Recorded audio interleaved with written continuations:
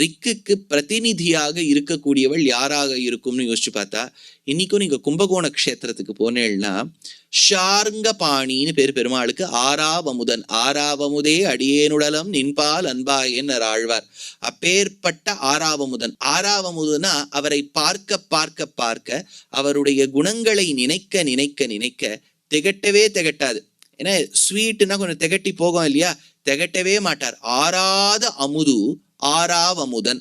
ஆச்சா, ஆறாவமுதன்கிற தமிழ் வார்த்தைய சம்ஸ்கிருதப்படுத்தினா அபர்யாப்தாமிருதன். அமிர்தமா இருக்கார் பெருமாள், அமுது.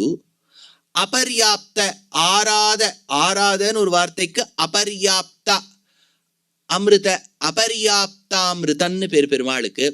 உற்சவமூர்த்திக்கு ஷார்ங்கபாணி, சாரங்கபாணி, சாரங்கபாணிங்கிறோம், அது சரியா இல்லை.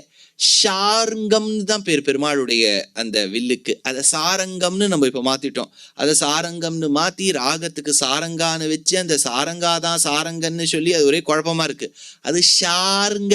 அதனால ஷார்ங்க தன்வானு கம்பா அப்படின்னு தான் தேசிகன் எடுக்கிறார். அதனால ஷார்ங்க பாணி ஆறாவமுதன். அவர் எதுல எழுதியிருப்பார்? ரதாரூடனாக தான் இருப்பார். இன்னைக்கு நீங்க போனேன்னா கர்ப்ப கிரகமே எப்படி இருக்கும்? 2 சக்கரங்கள், முன்னாடி அஸ்வங்கள், சைடுல ஆனைகள். அஸ்வபூர்வாம் ரதமத்யாம் ஹஸ்திநாத பிரபோதினி. உள்ள பெருமாள் இல்ல இருக்கார். பெருமாள் மார்பில் இருக்கக்கூடிய மகாலட்சுமி. மகாலட்சுமி தம்மாத்தூன் இருக்கா, பெரிய டப்பா. வைரங்கிறது அதுல சின்னதா தான் இருக்கும். அதுக்காக நம்ம டப்பாவிய வச்சு கொண்டாடுவோம். டப்பாக்குள்ள வைரத்துக்கு தான் பெருமை. அதே மாதிரி பெருமாளுடைய மார்பில் இருக்கக்கூடிய மகாலட்சுமிக்கு தான் பெருமை.